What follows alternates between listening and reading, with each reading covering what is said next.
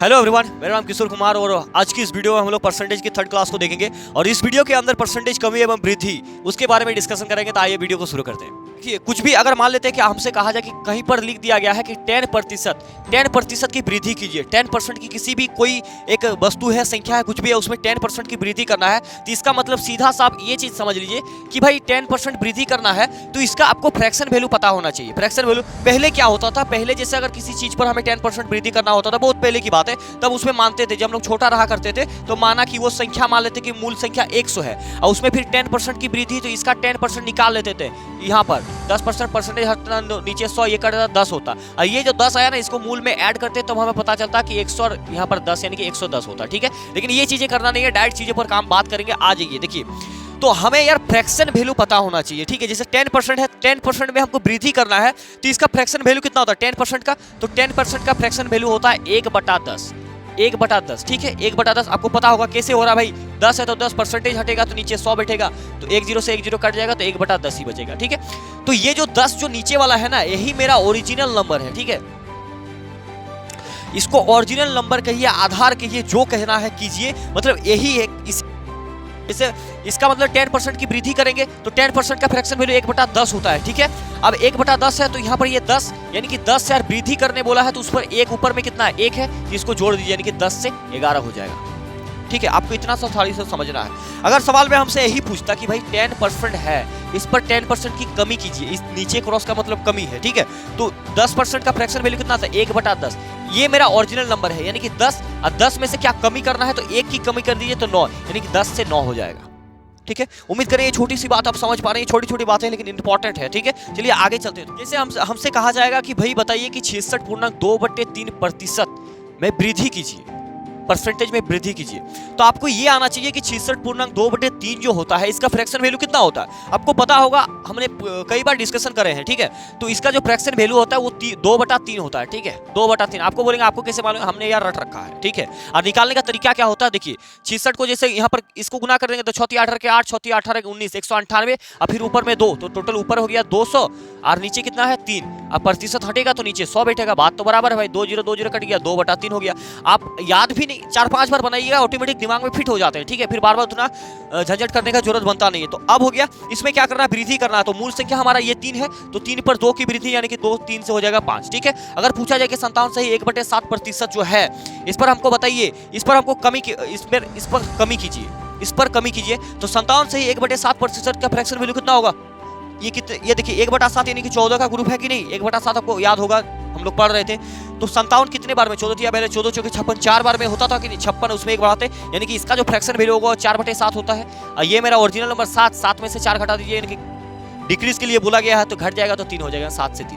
कोई दिक्कत वाली बात है क्या, नहीं दिक्कत वाली बात है ना। अगर कह दिया जाए कि 23% में वृद्धि कीजिए, 23% में वृद्धि, अब देखिए 23%, अब नहीं आता है तो आप रोएंगे थोड़ी नहीं यार, हमें पता है 23% है, तो 23% का फ्रैक्शन वैल्यू कितना हो जाएगा, 23 बटा सीधा 100 है कि नहीं। अब ये मेरा ओरिजिनल नंबर होता है 100 और इसमें वृद्धि करने बोला है, तो 100 में से 23 जोड़ दीजिए तो कितना हो जाएगा 123। उम्मीद करें ये छोटी छोटी बातें आप समझ पा रहे हैं जो भी मैं आपको समझाने का कोशिश कर रहा हूं। ठीक है, इतना बातें क्लियर है तो थोड़ा सा आगे और इस बेसिस पर कैसे सवाल बनते हैं उसको भी आपको दिखाएंगे एग्जांपल के तौर पर। अभी थोड़ा सा समझने का प्रयास करें, ये जो एग्जांपल है इसको समझने का प्रयास करते हैं। जैसे एग्जांपल है कि 60% की कमी होने पर कोई संख्या 4000 हो जाता है। ठीक है, किसी संख्या पर 60,000 की कमी कर दिया तो संख्या 4000 हो जाता है। तो सवाल पूछ रहा है कि ओरिजिनल वैल्यू यानी कि ओरिजिनल संख्या कितना होगा। तो सबसे पहले फोकस करेंगे परसेंटेज पर, कितने परसेंटेज की क्या कर रहा है वो भी आपको देखना है कि 60% की कमी हो रही है भाई, 60% की कमी, तो 60% को फ्रैक्शन में बदल दीजिए आप।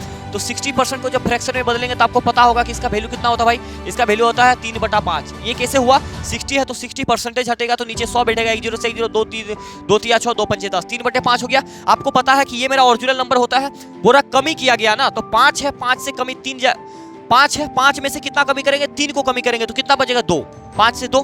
ठीक है, इतना बातें क्लियर है। अब कह रहा कि होने पर जो कमी हो रहा है, तो कमी ये ना हुआ, तो कमी होने पर संख्या 4000 हो जाता है, यानी कि यहाँ पर जो कमी हुआ ना, ये वाला संख्या कितना हो जाता है भाई 4000। ये सवाल कह रहा कि जो संख्या हमने कमी किया तो कमी करके जो प्राप्त हुआ संख्या 4000 हो गया, तो इसके अब देखिए इससे ये कितना गुना ज्यादा है, कितना गुना ज्यादा, तो इससे इसको भाग दीजिए ना, 4000 जैसे ऊपर में है तो बटा 2 यानी कि 2000 होगा कि नहीं, 2000, तो ये यानी कि 2000 का गुना ले रहा है यहाँ पर। तो ये अब पूछा जा रहा है कि ओरिजिनल वैल्यू कितना होगा। अगर 2 बराबर 4000 है तो 1 बराबर कितना होगा, 4000 बटे 2, यानी कि 1 बराबर 2000, एक के बराबर 2000 आ गया कि नहीं आ गया? आ गया। तो अब सवाल पूछ रहा है कि ओरिजिनल मूल संख्या कितना है, तो मूल संख्या क्या है मेरा? ये वाला मूल संख्या, यानी कि यहाँ पर भी कितना 2000 का गुना हमको करना होगा, तो 2 पंचे कितना हो जाएगा? 10,000। उम्मीद करिए ये छोटी सी बात आप समझ पाएंगे। इस तरीके के सवाल आगे पढ़ेंगे, बहुत भयंकर भयंकर। यहाँ पर एक छोटा सा एग्जांपल आपको देकर समझाने का प्रयास किया है, ठीक है। अब थोड़ा सा आगे और बढ़ते। इस प्रकार से होता है, कभी आपको पूछा जाए कि a परसेंटेज ऑफ b बराबर, इसी का बराबर होगा b परसेंटेज ऑफ a, ठीक है। इसमें कोई दिक्कत वाली बात नहीं, इसको आप समझिए।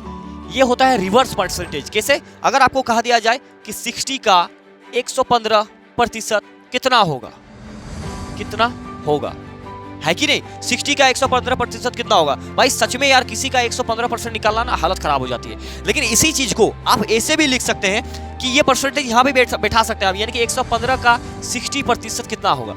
अब आप बताइए कौन वाला आसान है निकालना, कौन वाला आसान है? दोनों में से निकालना आसान कौन वाला है? आपको लगेगा कि भाई यही वाला तो आसान है, 115 का हमें परसेंटेज पता भी नहीं होगा, उतना निकालेंगे है। तो यहाँ पर देखिए, जैसे 115 है तो 115 इंटू 60% का आपको मान पता है कि 3/5 होता है। 5 से इसको काटेगा, 5 10, 5 दिया 15, 23 और 23 दिया 69 हो जाएगा, ठीक है ना। तो ये काम करता है कि कभी आपको इस टाइप से परसेंटेज मिल जाए, और जिसका आप थोड़ा सा तकलीफ हो रहा था, परसेंटेज को रिवर्स भी कर सकते हैं, ठीक है। ये छोटा सा कंसेप्ट आपको बता दिया, अभी इस पर सवाल करेंगे। अब देखिए, जैसे ये सवाल है, ठीक है। सवाल क्या है कि 25 इंटू 560% पर 60 इंटू 380% के बराबर इसका वैल्यू कितना होगा, ठीक है। तो यार 560 क्या करेंगे, परसेंटेज को इधर ले आते हैं, यानी कि यहाँ पर 20% एक बार आप लिखिएगा, बाकी लिखने का जरूरत बनेगा नहीं, ठीक है। 25% परसेंटेज को इस पर ले आते हैं, इंटू 560 यहाँ पर रहने देते हैं, प्लस इसका भी परसेंटेज को रिवर्स कर देते हैं, यानी कि 60% में ला देते हैं, और इंटू में यहाँ पर 380 हो जाएगा, ठीक है। बातें क्लियर है? ये 25% का मतलब कितना होता है? 25% का मतलब होता है 1/4 इंटू 560 है तो 560, ठीक है। बीच में प्लस है तो प्लस। 60% का मतलब होता है 3/5। इतना बार पढ़ दिए ना कि याद हो गया यार।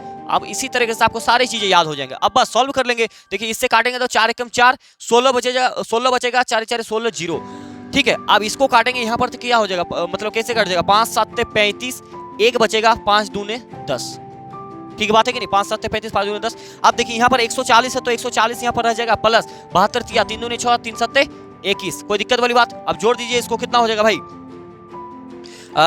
100 और 200 300 मतलब ये हो जाएगा 356 हो जाएगा, ठीक है। जोड़ सही जोड़े हैं भाई, 6 4 5 2 3 356।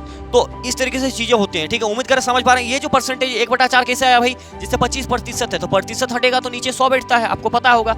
अब काट देंगे, 25 से कम 25, 25 चुका 100, इसीलिए 1/4 आया। और 60% तो हम लोग जानते ही, परसेंटेज हटेगा तो नीचे 100, 2 तिया 6, 2 पंचे 10, यानी कि 3/5 इस प्रकार से आ रहे हैं, ठीक है। आपको इत्मीनान से चीजों को समझना है और सीखना है। चलिए अगले सवाल पर बात कर लीजिए। ये वाला सवाल है, वीडियो को एक बार पॉज कीजिए और आराम से बनाने की कोशिश कीजिए, ठीक है। तो चलिए हम लोग बनाने का कोशिश करते हैं, ठीक है। आ जाइए, जैसे यहाँ पर लिखा गया 75 इंटू यहाँ पर परसेंटेज है, तो परसेंटेज को यहाँ ले आएंगे, ठीक है। 75%। अब 75% जो है, 75% कितने मान के बराबर होता है? इसका मान होता है 3/4। अब बोले कैसे मालूम यार? मालूम इसी प्रकार से है ना कि 75% हटेगा तो नीचे 100, 25 या 75, 25 चुके 100, कोई दिक्कत वाली बात नहीं है। हमने रट रखा है सारी चीजें, मतलब याद हो गया हमको, ठीक है। इसीलिए आप लोग भी याद कर लिए 3/4।